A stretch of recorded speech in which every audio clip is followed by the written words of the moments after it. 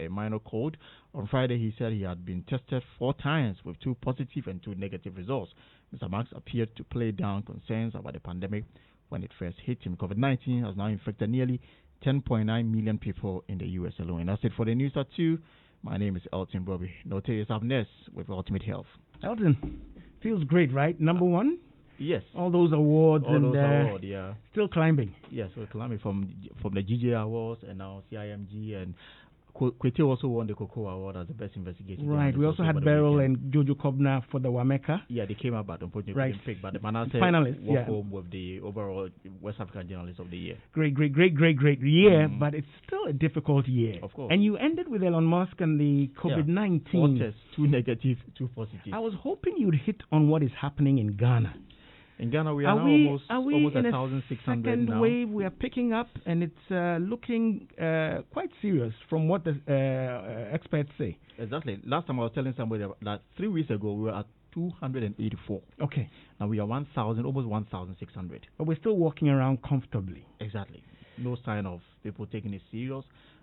The law is there. If you don't wear the masks, you can be. We're not enforcing the law. Yeah, nobody. And our officials, especially the political parties, are not compliant. Yesterday there was a walk for the ex-president as a shaman, and thousands. And amazing. Amazing. We need to take this serious. We need to. Right. Especially Ultimate health. When the election is now at the home stretch, right. We're going to see a lot of political rallies across the country. Okay, great stuff, Elton.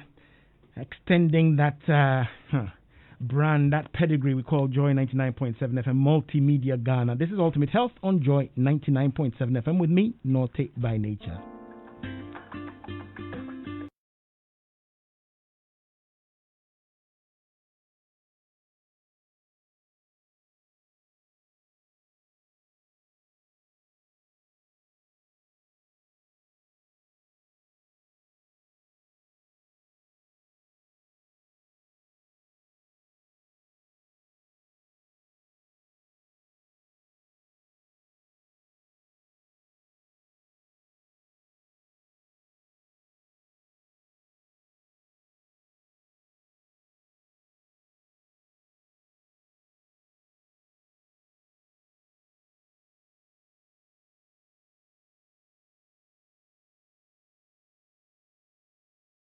Experts in the studio.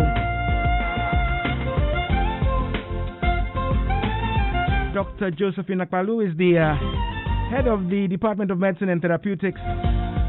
She's an endocrinologist at the Kolebu Teaching Hospital.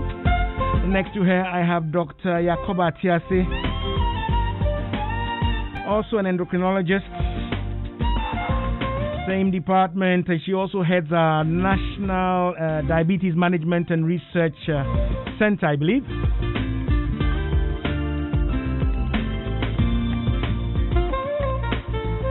One in 10 people worldwide suffers from diabetes.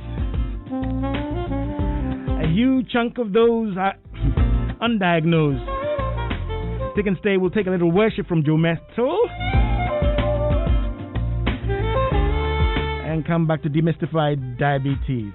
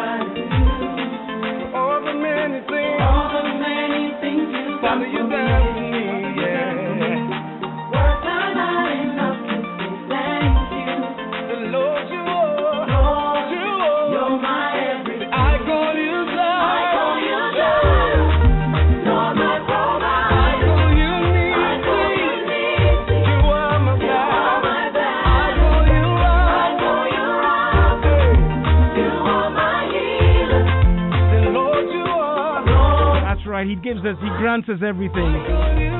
It's a very tough week. It's been a tough week. Loss of a great leader, flight legend J.J. Rawlings. May he find eternal rest. Thrust the nation into what I call a very difficult catharsis, huh?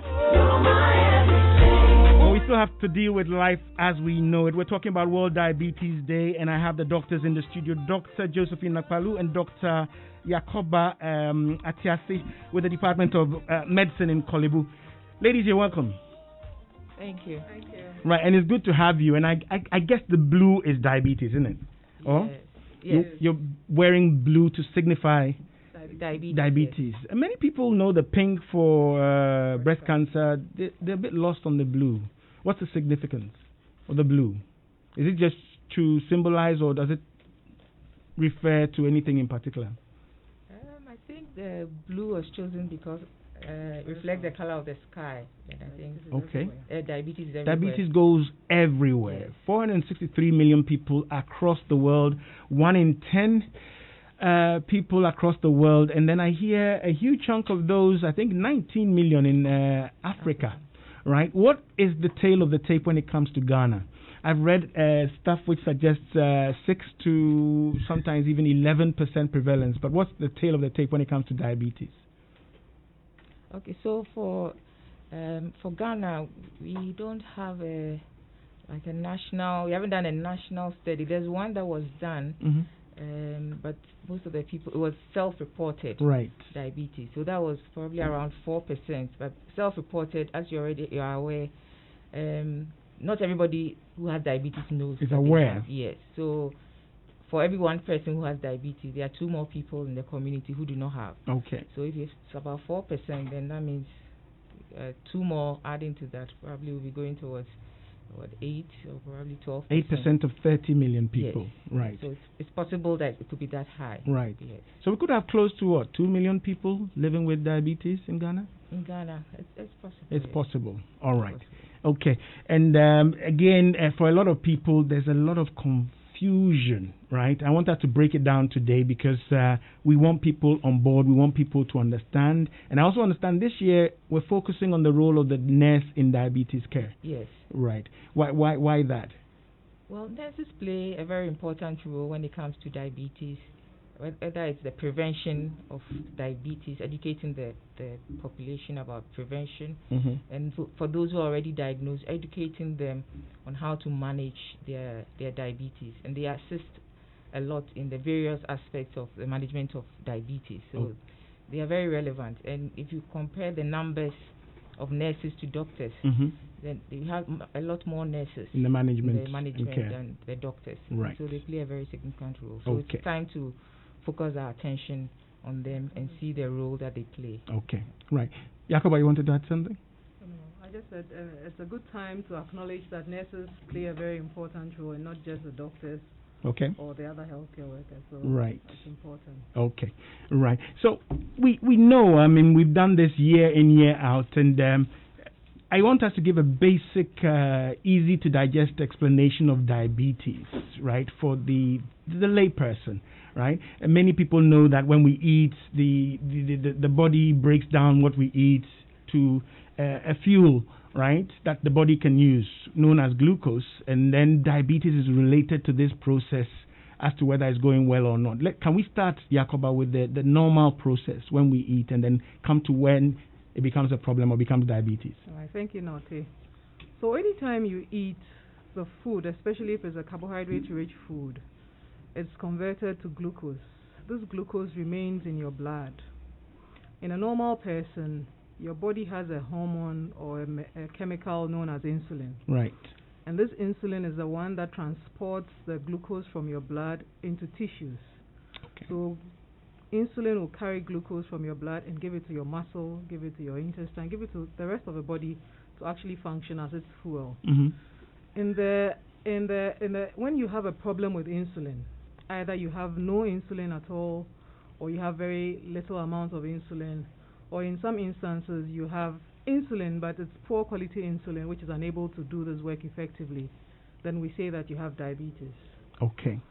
So that is basically generally what the definition of diabetes is a system, a disorder whereby blood glucose is unable to be utilized properly because of either a lack of insulin or a lack of usage of insulin. Right.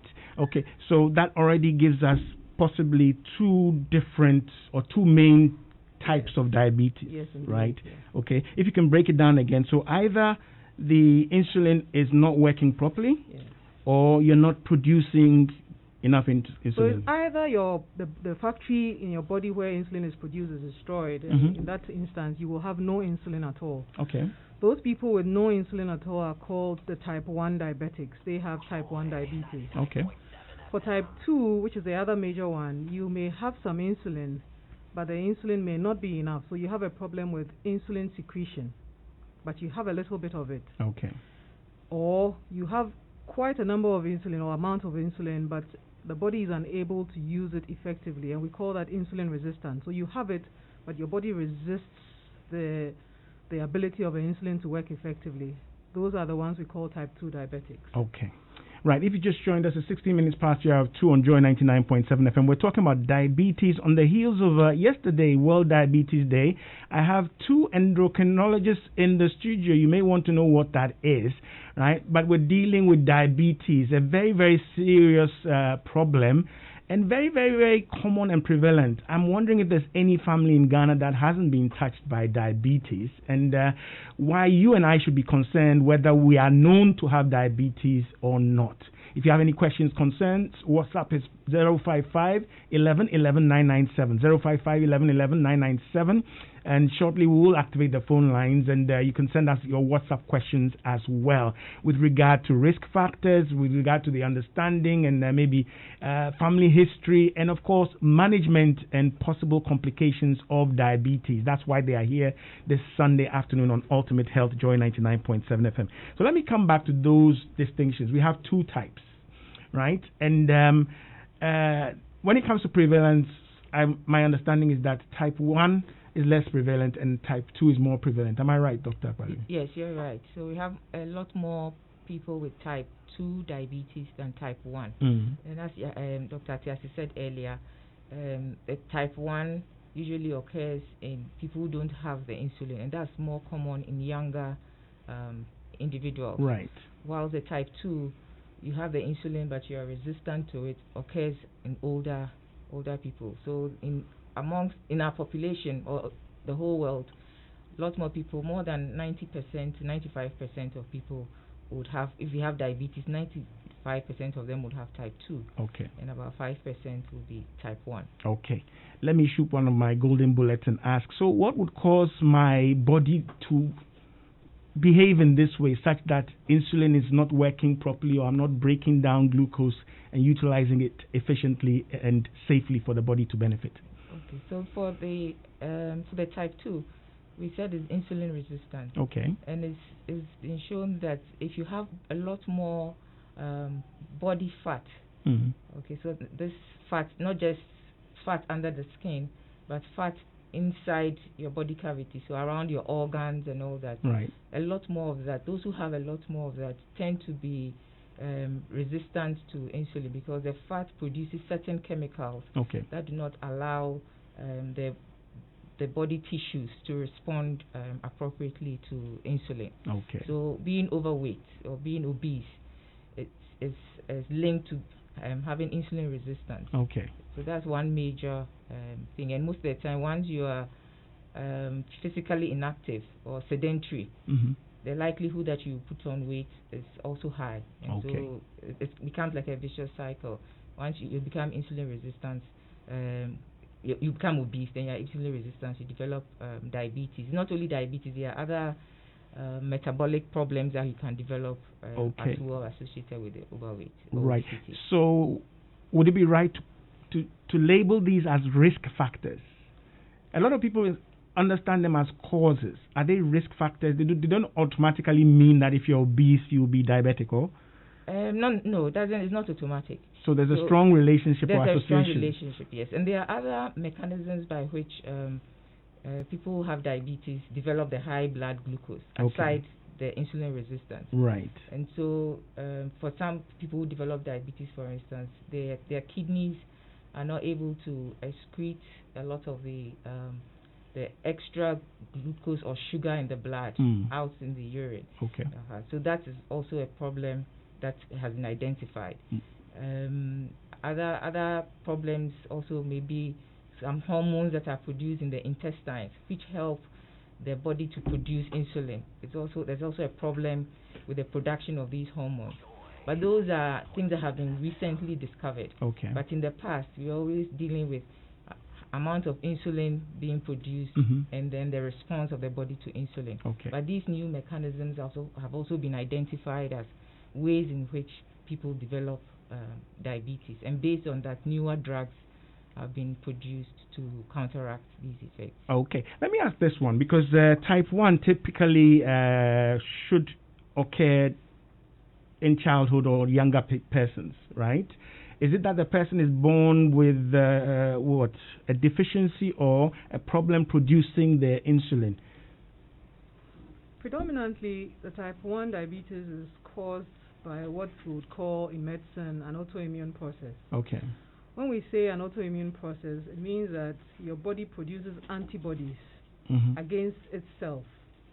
We are unaware, or we are not too sure what exactly tips patients off to start producing antibodies against itself. Many things have been put out there. Maybe a viral infection, you get the infection, and afterwards the antibodies that are produced to fight the infection now start targeting your own organs.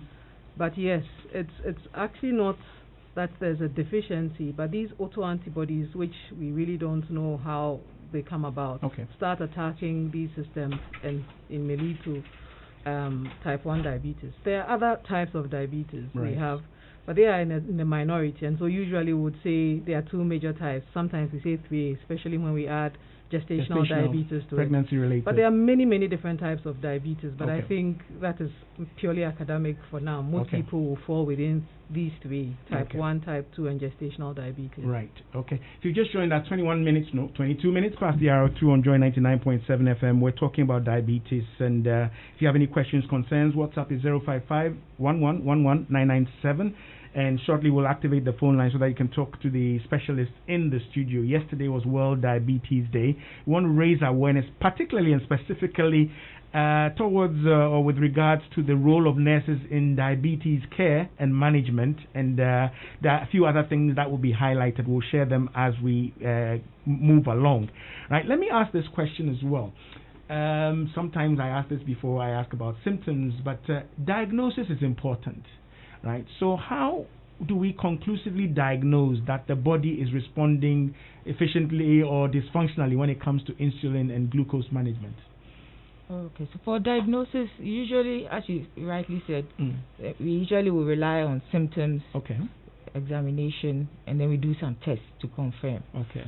But the thing about diabetes, particularly the type 2 diabetes, is that a lot of the patients a lot of people do not know that they have type 2. So in essence, they don't have any symptoms. So quite a number of people are diagnosed when they go for screening tests or routine medical tests. Okay. So a large majority of people will not have the symptoms. So aside the symptoms, then that means you're going to rely on sometimes they may come up with the complications of the disorder. So they come to the hospital not knowing they have diabetes, but presenting with certain conditions that are complications of diabetes, and through that they are diagnosed. Okay. Then the third thing would be that they don't have the symptoms, they don't have the complications, but they've gone to the lab to do some routine tests, or a doctor has advised them to do the test. Okay. Or a relative has it. What I didn't say too was that for type 2, it runs in families. So if your brother, your mother, your father has diabetes, or a lot of people in the family have diabetes, it's good that you'd also check yourself. Or and hopefully they know, and hopefully they share the information. Yes, that's if you know. Sometimes people are not aware. Right. Yes. Okay. Yes, so then the diagnosis will then, at this point, no symptoms, no complications, will depend on doing the lab tests.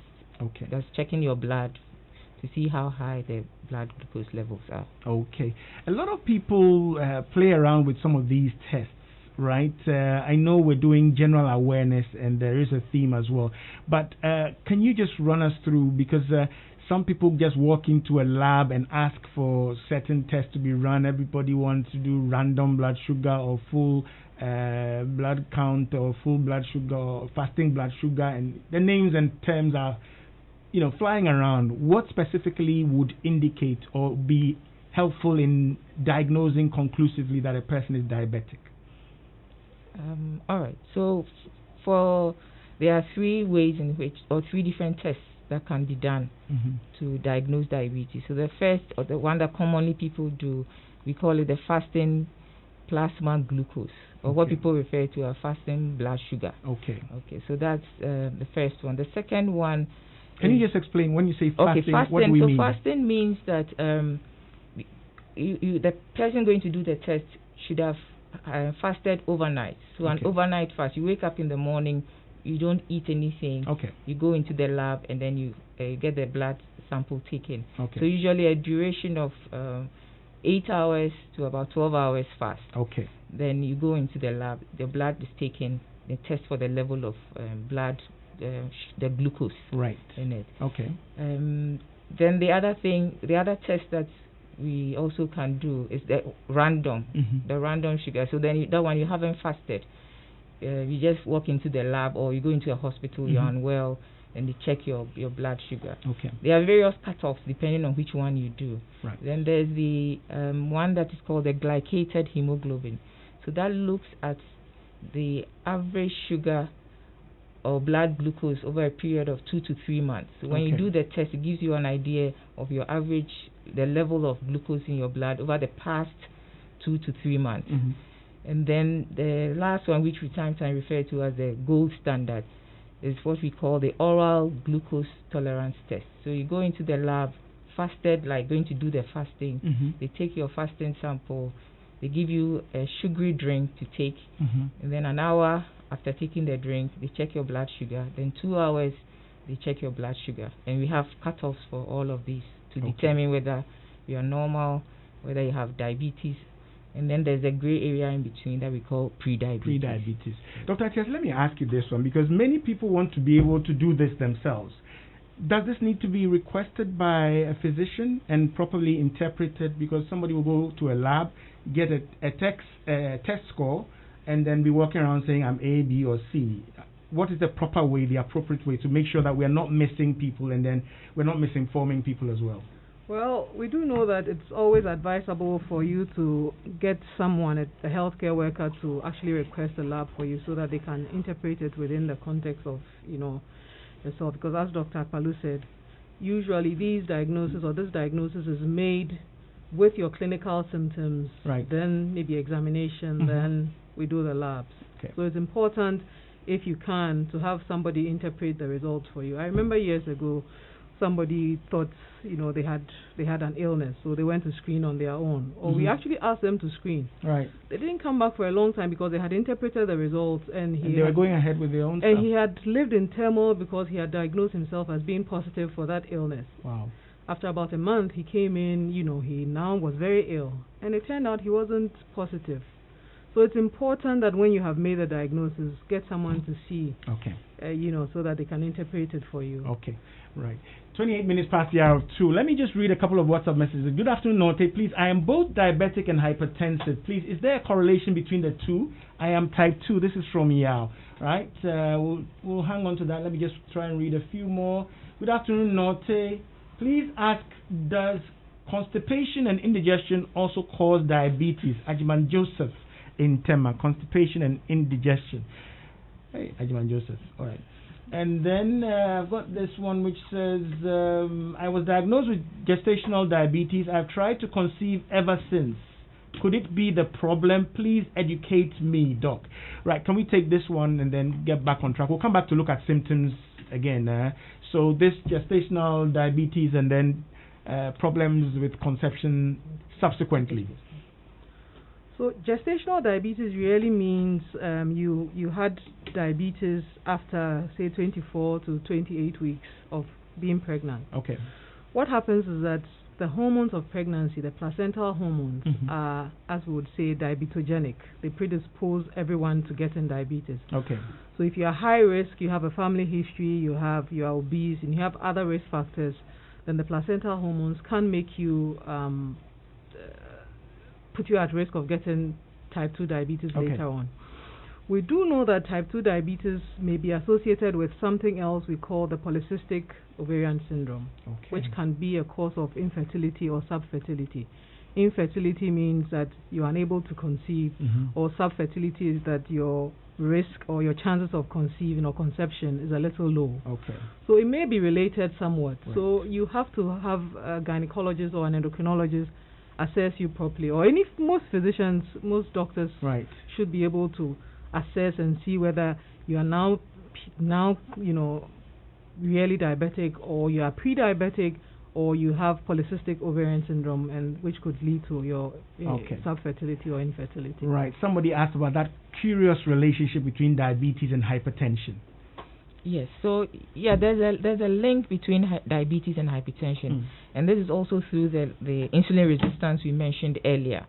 So with the insulin resistance, it's been found that apart from causing your because your body is resistant to the insulin, it has to produce a lot more insulin, but the body does not respond appropriately, and that leads to the glucose in your blood is not able to enter the cells, so you have high blood glucose. So that's what leads to the diabetes. But with the hypertension, it's also been found that individuals who have insulin resistance, their body is not able to handle sodium. Salt, yes. So they tend to have a lot more sodium in their blood, and not necessarily like when we check your sodium it's high, but in terms of causing the mechanism that will lead to your blood pressure going up. It's linked through insulin resistance. And also sometimes can activate the hormones that we refer to as fight and flight hormones. They also are also activated somehow when there's insulin resistance, and that can increase your blood pressure. All right, great questions. WhatsApp is 055, just a second, 11997. We'll take a lot more on WhatsApp, and then shortly I will activate the phone lines. Yes. Okay, there's something I think we have to mention, that if you've had gestational diabetes before, I don't know if I mentioned it, then you are high risk of getting eventual diabetes. And so in the hospital, if you've had gestational diabetes, within 6 weeks or so after your delivery, we would screen you for type 2 diabetes. And then if there are risk factors like obesity, you are sedentary, you're advised so that you prevent, the occurrence of type 2 diabetes. Any woman who has had gestational diabetes before is high risk for diabetes, and they must be aware, and they must screen, regularly. Indeed, if you've had a big baby before, I was coming to that. Indeed, if you've had a big baby before, a baby that weighs more than 4.1 kilos, you are high risk of getting diabetes. And so whilst it's nice to have a big baby, it's a risk factor for diabetes, and you must be on the lookout for symptoms and start actively trying to prevent it, because indeed type 2 diabetes may be preventable. It's a preventable illness if you put all the risk factors, you try and subdue them. In terms of routine procedure and management, would a pregnant woman, I know there's a lot of stuff done antenatal, postnatal and all that, would she be told that she had gestational diabetes during her pregnancy? Yes. She should know. She should know. Especially if she goes to the right place. For delivery. Yes, but I think if you have gestational diabetes and you are managed, you would know. Often, they will tell you your sugar is high. They'll probably put you on a diet. They'll probably tell you to, get more active after pregnancy. And most importantly, most of these patients may end up on insulin. So if you've used insulin before in any of your pregnancies, you are high risk, and you must be on the lookout for. This is from Dede in Maryland. Dede, hope you're staying safe. Hola, why is it that diabetes is so prevalent in the black race? Is it our genetic makeup or our food intake? Also, are diabetes, hypertension, and venous disease interrelated? It appears both have similar symptoms. This is from Dede in diabetes, hypertension. I guess when she says venous, is she talking about arterial disease? Yeah. Any linkages for the diabetes first with the black race? So as I mentioned earlier, the genetic component is very important when it comes to type 2 diabetes. And there are so many genes. You don't have one particular gene. So several genes have been identified that together will make people more susceptible to developing type 2 diabetes. And a lot of these have been discovered in the black race. Okay. So that's maybe the reason underlying it. It's not fair. Mm-hmm. Right, and then she's asking about the linkage between diabetes, hypertension. She said something about similar symptoms. I think we answered the we answered the diabetes and the hypertension, but I'm not quite sure if it's venous or arterial disease is talking about. It's arterial disease, yes, because it's one of the major complications that patients with diabetes and hypertension can have, and that can lead to other diseases. All right, great stuff. Good day, Nortey and doctors. Please, what should be the normal level of body glucose or blood glucose with type 1 and type 2? Which is more serious? This is from Akofa Shai Hills. I don't know whether she's asking which is more serious, type 1 or type 2. I think that's what she's asking, but she's looking at the normal ranges. People are now using various self-test gadgets and so on and so forth. They get all sorts of readings, and depending on the units used, they get a bit confused. So in Ghana, we mainly use millimoles per liter of blood glucose level. If your blood sugar is more than, in the fasting state, if your blood sugar is more than 7 millimoles per liter, you have diabetes. Right. In the fasting state, any random blood sugar or is suggestive of diabetes. Any random blood sugar of more than 11.1 is also highly suggestive. Okay. There's a gray area, like Dr. Akpalu said. Anything between 6.1, 6.9 fasting and 7.8 to 11.9 is also a little high risk. Predisposed, and would call that pre-diabetes. Okay. Pre-diabetes means that you are very high risk of getting diabetes. Unfortunately, diabetes is not just a number. When I was in maybe 20 years ago, the diagnosis was much higher. It is with time that we realize that people can still get complications even at lower levels, and so the cutoffs keep reducing. Right. And so the lower your blood sugar, the better it is for you. But certainly you don't want it too low. You don't want to go to hypo. You don't want to get to hypo. But really, if you are normal and you have no problems with your body, you would hardly ever get to hypo, because once your sugar starts dropping, your body will produce glucose from your liver and offset that. To compensate for that. So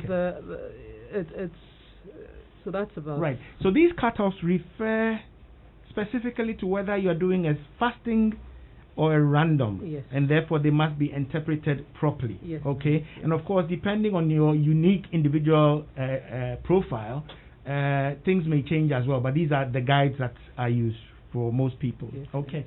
Good afternoon. I was diagnosed with a type 1 diabetes, and for 3 years I've managed it well, but I'm not able to conceive afterwards. Same thing. What is the cause? I am 34 as of now, no name, but what I would say is, for a lot of these, I wonder if they are in regular contact with their physician or their obstetrician on these issues, though they choose Joy 99.7 FM. What would you say to a question like this? Well, when you have type 1 diabetes, I don't think it necessarily means that you will not be able to conceive. It would be best for such an individual to be evaluated for the reason why they can't conceive. Right.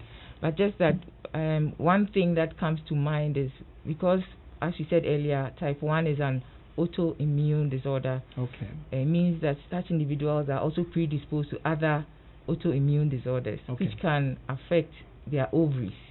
And so if it affects your ovaries, then it means you're not going to be able to probably ovulate as you should, so your menses may be affected. So that may be one link, but then doesn't mean that is the only thing. So they need to be properly evaluated. All right, great. Proper evaluation by the appropriate professionals, should I say. And of course, if there are the problems that the doctors have mentioned in the studio, there's also various interventions by way of assisted reproductive techniques, should there be a complication. Hello, Doc. I had gestational diabetes but was screened after birth and there was no diabetes. However, currently, 10 months after birth, my sugar level is always high. How long after gestational diabetes can you get type 2? So to answer that is variable. Some people after gestational diabetes never get to normal blood levels. Okay. Some people, it can start after 2 months or 1 month. It's variable. So if after 10 months you've noticed that your blood sugar is high, I think it's important that you see a healthcare professional to be managed appropriately. Right, great stuff, and there seems to be a lot of awareness out there. A lot of people ask about the signs and symptoms, apart from these conclusive tests that you would run and interpret, what signs and symptoms may alert a person to the possibility that they may be diabetic?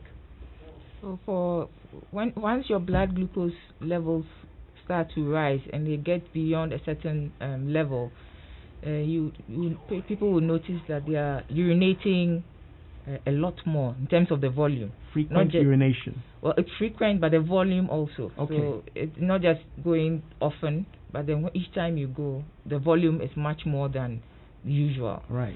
And that makes them thirsty. So then they tend to drink a lot more water. So urinating a lot, drinking a lot of water.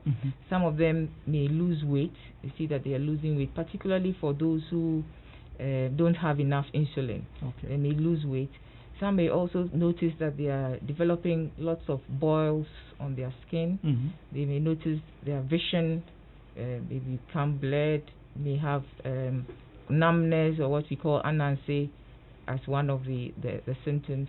Or as I said, they may come in with complications, as a type 2, may come in with the chronic complications, either a heart attack or a stroke or a kidney problem, or they may come in with an acute complication where the blood sugar shoots very high, particularly for the type 1 diabetes patients. They cannot survive without the insulin, so they come in very quickly with very high sugars, and it's an emergency which needs to be treated. All right, if you just joined us, 41 minutes past the hour of 2 on Joy 99.7 FM with me, Nortey by Nature. I'm with Doctors Josephine Akpalu and Dr. Yakoba Atiasi. Both are endocrinologists with the Department of Medicine in the Kolebu Teaching, or at the Kolebu Teaching Hospital. I'm going to activate the phone lines now, 0302-216-541. You can ask questions.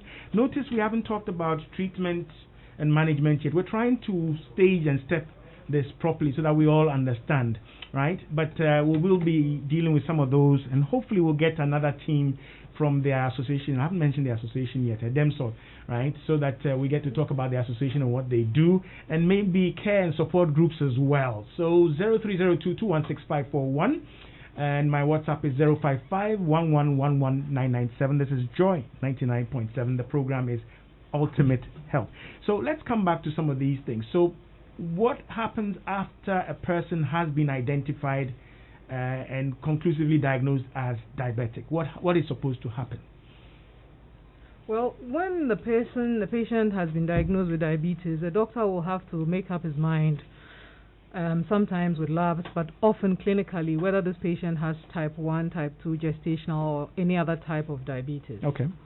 And after you have done that, you now have to decide on what kind of treatment you will give. For type 1 diabetes, we said earlier that they do not have any insulin, and insulin really is life. Without insulin, you cannot live. You die very quickly. So if the doctor decides that this patient has type 1 diabetes, then they have to start giving them insulin injections as soon as possible. Now, if a patient is diagnosed with what we call type 2 diabetes, then the doctor will now also have to manage. Often, the patient will be given, education and counseling. Type 2 diabetes is not managed only with medications. The backbone of type 2 diabetes is weight loss to being normal, to your normal weight or close to normal, exercise, and diet therapy. Medical nutrition therapy are all important in the management of type 2 diabetes predominantly, but also type 1 diabetes, where you have to, know what to eat and what not to eat. After that, or with that, then they can add your medications to it. There are different medications for type 2 diabetes, and I'm not sure we can talk about it, but there are several different classes of medications, and within each class, there are different types within the class. And so your doctor, after they've decided that you have type 2, will take you through medical nutrition therapy, an exercise program, counsel you on how and why you must lose weight, and then give you the appropriate medications if you decide what to be giving you. They will also have to look out for other risk factors, like Dr. Akpalu said, that are associated with type 2 diabetes, like hypertension, like cholesterol, high cholesterol level, and all the other things, and manage them appropriately. Because if you treat diabetes alone, or the sugar alone, without tackling hypertension or tackling cholesterol, your patient can also still get complications of type 2 complications of diabetes. Okay. Phone lines are active 0302216541.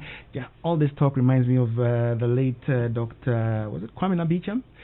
Dr. Beecham was saying diabetes goes everywhere blood goes. So that is indeed everywhere. We'll talk about the complications in a sec. I have a caller on the line. Hello. Hello, Nortey. Hi, good afternoon. Who's speaking?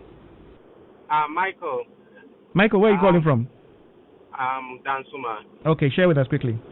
Yeah, I just want to find out if you are a J6PD deficient.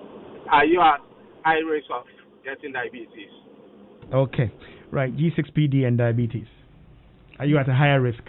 There's another caller. Let me just quickly take the other caller and then come back to you. Hello? Hello? Yes, good afternoon. Yeah, I hope you're doing well. Right. Who's this? Oti? This is Ajiman. Right, go ahead. Yeah, if a pregnant woman is having diabetes, can it be transmitted directly to the unborn baby? That is one question. Secondly, one of your guests was talking about the nurses ratio. I want to ask, are the nurses being posted based on a particular station or where they should belong to, or they put them generally? And is it because of lack of resources? That's why sometimes we hear some of the nurses at home, they are not being posted. That one take us off track, but with regard to the transmission from mother to child, we can talk about that. Factors going to posting of nurses is another whole health personnel issue. Mother to child transmission he's talking about. Yep.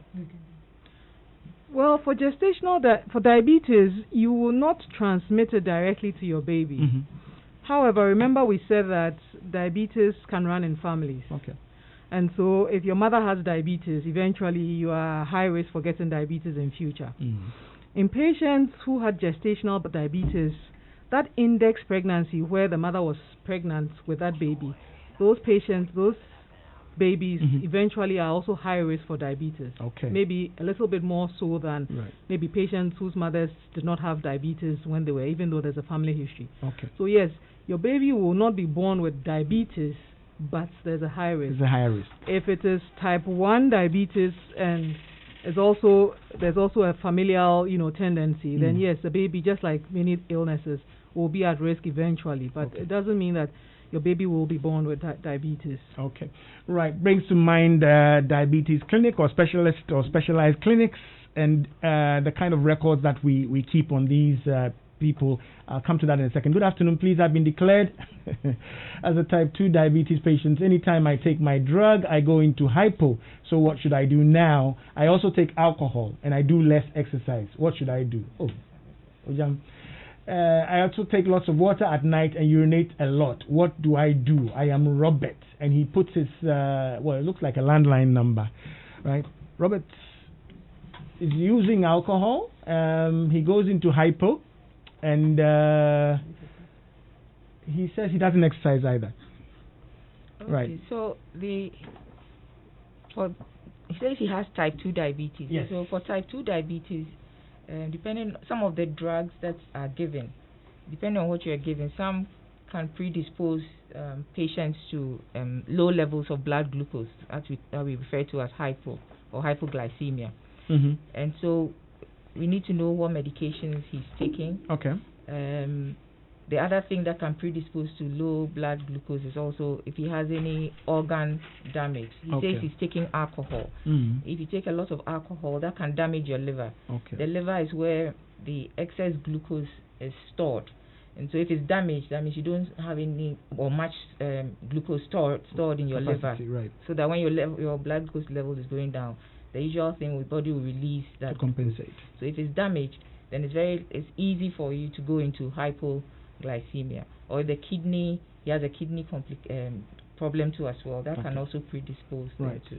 So Robert, he needs to be evaluated. We need to do that evaluation. You need to do that at a health facility, right? I know you put your number there. We'll see if we can get in touch with you, but don't joke with this. You only give us indications and information about your diabetes profile. There may be other things in there, like my doctors suggest in the studio, need to be taken into consideration quite quickly so that we can get some relief for you.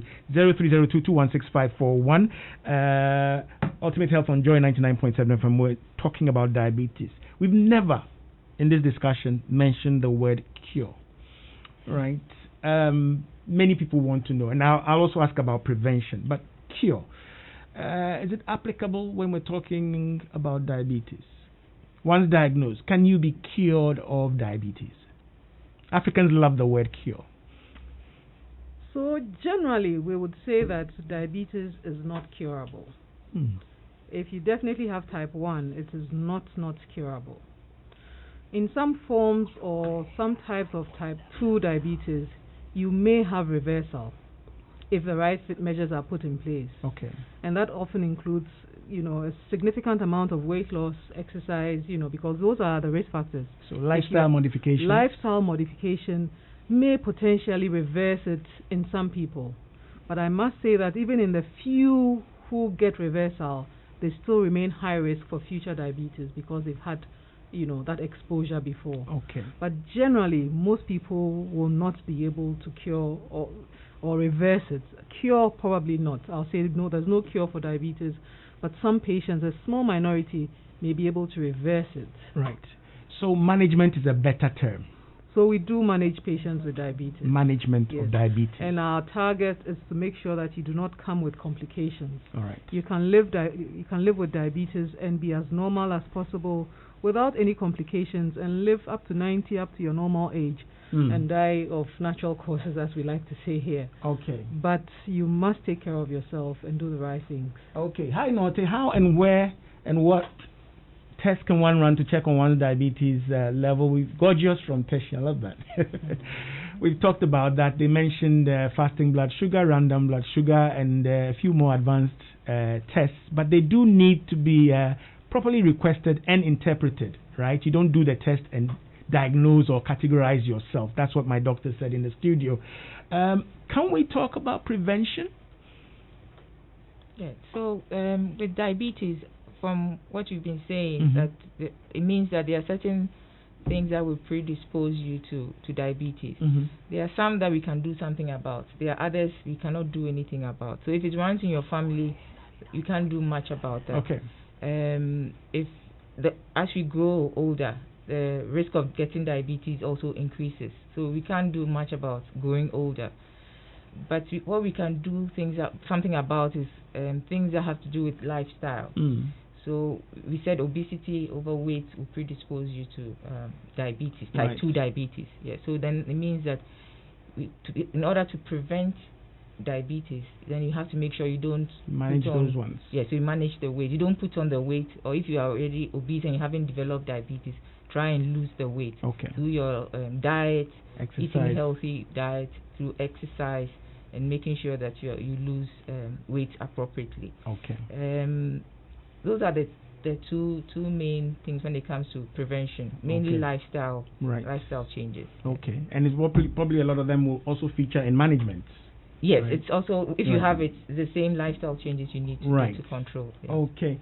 Ajman Joseph is back asking about alcoholism. Right, as soon as you term it alcoholism, you know where you've gone already. Lack of sleep, improper diet, are they risk factors? They're all the lifestyle variables we're talking about. Inadequate sleep, yes. Actually, alcoholism, if he really means the word alcoholism, can lead to what we call chronic pancreatitis. Yeah. So your pancreas will be destroyed by the alcohol. It's not only the liver that is affected by alcohol, but the pancreas is also a major target organ for alcohol. Okay. And if your pancreas is destroyed, then of course we said that the pancreas is a site of production of insulin. So you will not have insulin, and you will have a form of diabetes that is known as secondary diabetes from pancreatitis. Okay, great stuff. I've been diagnosed with type 1 diabetes, and I've used insulin injections for some time, and my sugar levels or range reduced very well. As of now, I'm no longer on any drug or insulin. And my doctor has advised me to stick to my selective diet. This has put me on a safe treatment. It's a question mark. Maintaining my diet and nothing like drugs. I'm Aku from Doma, Bono Ahafu. Type 1, Okay, so no longer on insulin. So as Dr. Atiasi said, if you are type 1, it's not curable. Okay. But it's not only type 1 individuals who need insulin. So type 2 diabetes, at a certain point in time, you may need insulin, either for the rest of your life or for a brief period. So it's possible that, it's not likely that she's type 1. So it's possible that she has type 2 diabetes, and at that particular point in time, she required insulin. Okay. Usually, there are some patients who come in, they may present like type 1. They come very high sugars, and a condition we call diabetic ketoacidosis. Right. This can happen in type 2s as well. And so usually when you come to hospital with that diagnosis, the usual management to take home would be you go home on insulin. Right. So it's possible that that's what happened here. Okay. And for them, once you give them insulin, it allows their pancreas to rest. Okay. And then after a while, it's kind of revitalized, and it starts to produce insulin. So they may go off the insulin. So it's possible that that's what is happening in this situation. And then she's managing her diet and lifestyle. Yes, so some of these people can actually go off insulin. Sometimes they don't even need any medication. We tend to say they are ketosis prone. They are prone to getting the ketosis. They get the ketosis, you treat it, you give them insulin, then they start going into hypo, you take them off, and they may not be on any medication. But it's likely that it can recur.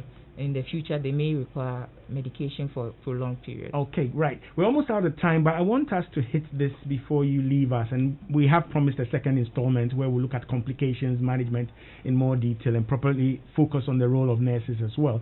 But can you, for the benefit of my listeners, just hit it straight? Glucose is needed as fuel for the body.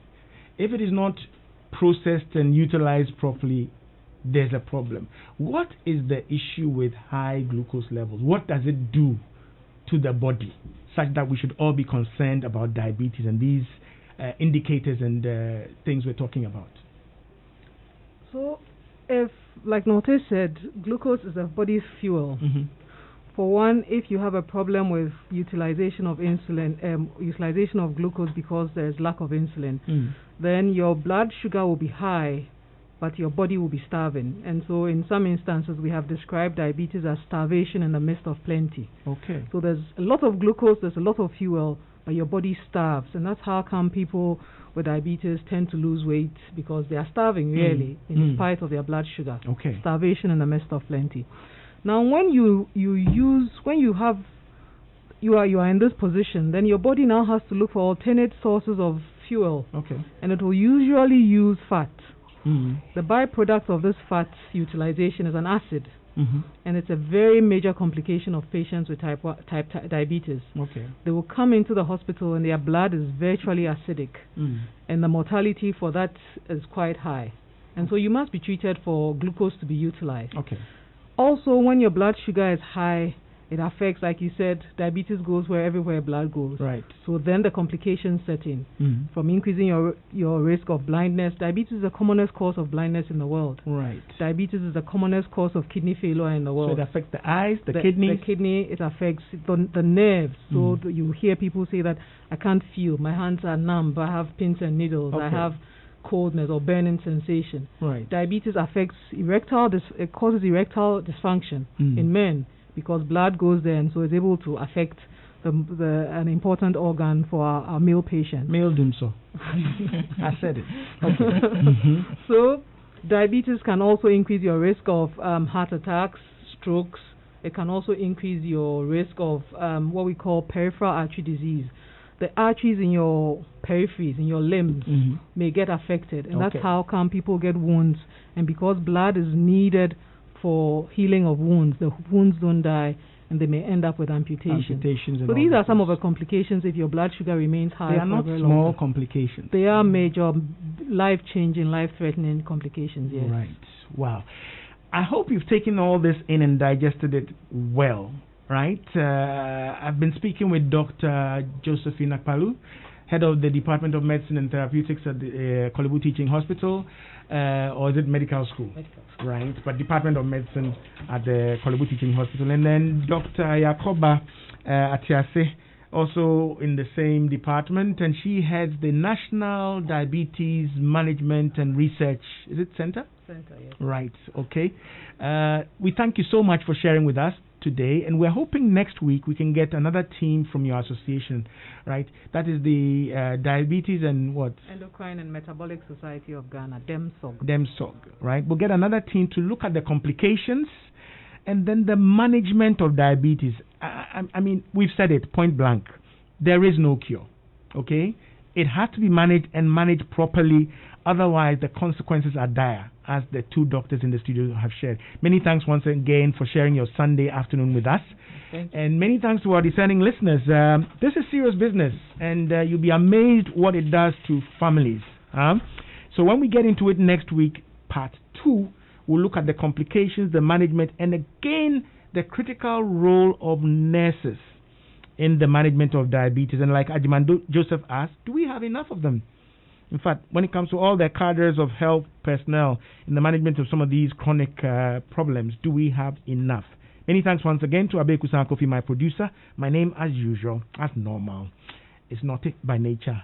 I'm out. The sports team, breathing down my neck. I guess there's some footy or something going on. So I hand over my seat. Stick and stay on Joy 99.7 FM. Thanks again for making us number one.